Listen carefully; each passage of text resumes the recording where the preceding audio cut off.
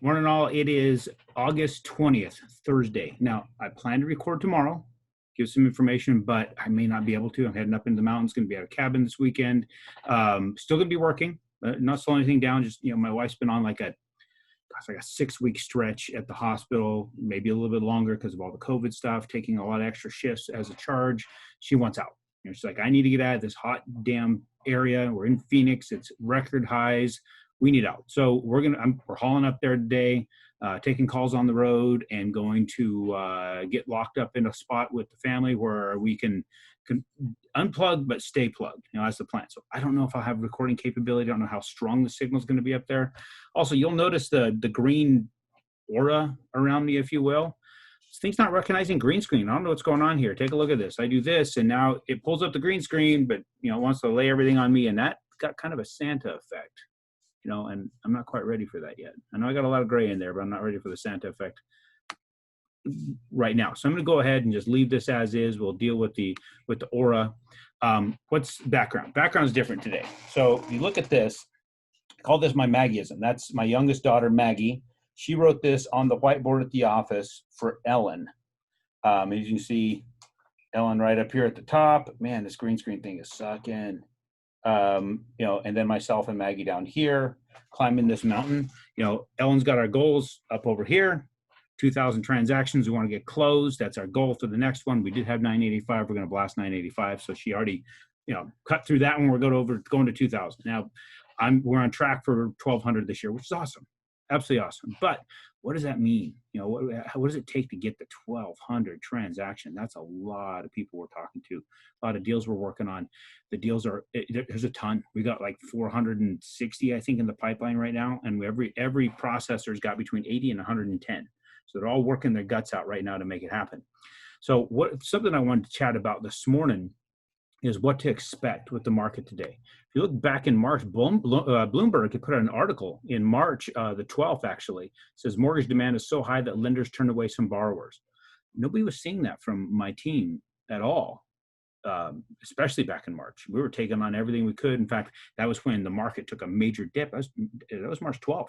And I was trying to stay on top of the rates, right? And doing these 1 hour long rate lock sprees. And I was recycling the system till I could see when the rates dipped to a point that made sense, because nobody could quantify why the rates were freaking out. And that's why I started these segments to explain what was happening with the coronavirus, with the stock market, and the margin calls for the banks and people selling off mortgage-backed securities and interest rates taking a dump. Then March 20th, the Fed coming in, dumping in $1 trillion plus between March 20th and March 30th, trying to stabilize the market, yada, yada, yada. So go back if you haven't heard all that.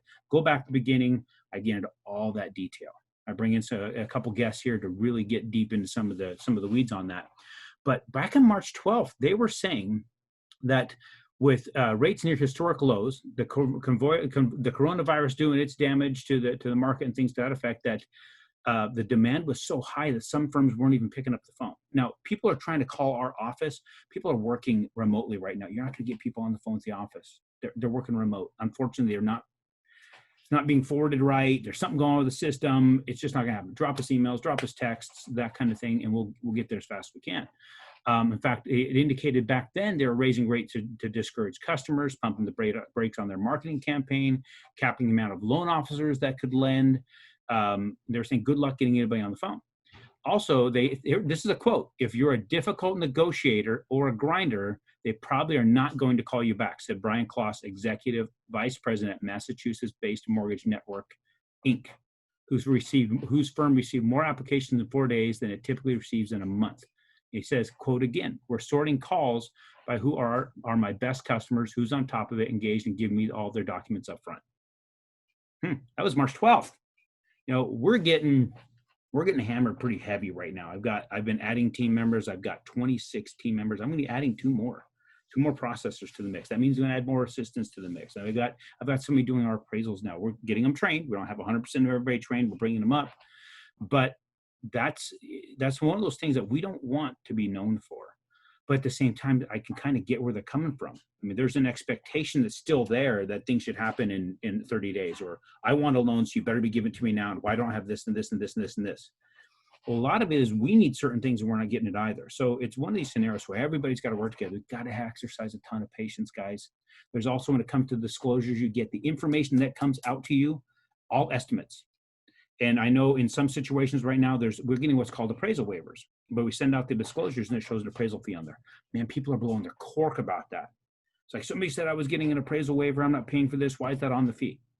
We have to disclose there's potential that's there. Just because the appraisal waiver starts there doesn't mean that it's going to always be there. We're going to work our guts out to keep it. We've had to fight through the system to re-engineer it to get that appraisal waiver to work, because something got messed up in the system and we lost that appraisal waiver. And it's all in our calculations. We just got to go back and fix it. So just know you have to disclose everything that's a possibility. Don't freak out if you see something like that. Keep calm, keep communicative. We're seeing things take longer, 45, 60 days to get loans done. Appraisals are taking a long time. I got one guy calling me up and just busting my chops. Why is your appraiser taking longer than this other guy? Well, it's not my appraiser. I don't know who it is. I placed an order with a third party. They placed an order with an appraiser, or whatever appraiser is going to pick it up. It's up to them. Well, he's busting my chops. I'm catching all hell. Why is it my appraiser's taking so long? Guys, I don't have control over that. I'm sorry, I just don't. Last thing. Actually, no, I'm going to hit this tomorrow. If I can get on this, I'll talk about this tomorrow, about the pre-qualification process. But ultimately, please stay communicative. If you're not hearing back right away, just bump it to the top of give it 24 hours. If you don't hear from a team member of mine, bump the message back to the top of their email. They're going to get back to you as fast as they can. They want to get back to you. They don't want to duck you, don't want to hide from you. They want to give you the best, most accurate data. If it's not data you want to hear, sometimes but it's the real data. It's better than having no data at all. So we appreciate the patience. We appreciate the trust. We're going to work our guts out. I got people working 4, 5, 6 hours of overtime a day, but we want to catch up. We want to keep this going. The demand is huge. We understand that. We want to get you taken care of. I want to be sure that you're not left flapping in the breeze, but I don't see that we're going to get left flapping in the breeze as far as the rates are concerned. I mean, let me just share with you what those markets are looking like right now. We're still flatlining. I mean, we're still seeing, we did see a little bit of dip there, but that was off the highest points anyway, right? So we had the highest points in the market, meaning interest rate, there was more money flowing into the mortgage-backed securities pools these days.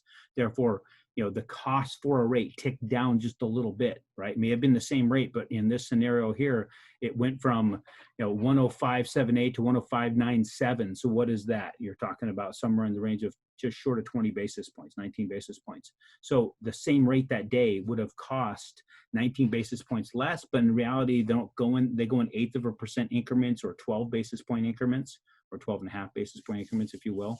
So you're talking about 1/8% less in cost. So if it's a $100,000 loan that you had one rate being issued here, well, that means by the end of that day, if it priced according to the exact trade, it doesn't always price exactly like that because they don't know what the next day is going to bring. So they kind of add a little bit of buffer in there because it could trade negative. You might see it cost $125 more. That's it. So that's the differences you see in each day. So you see right here, they would have probably settled in maybe a quarter, because right now it's slightly higher there. So it would have been 25 basis points. So it would have been a quarter cheaper than this day for here. So same rate. This day had been a 1/4% cheaper for that rate, maybe even got you down an 1/8% lower rate. But look here, we lost all of it all in one day, one trade cycle. So now it went back up, not a massive swing. Now we've seen seen it trend back down to where it was. This is that flat trend line we kept for a long time. We're back in that trend line.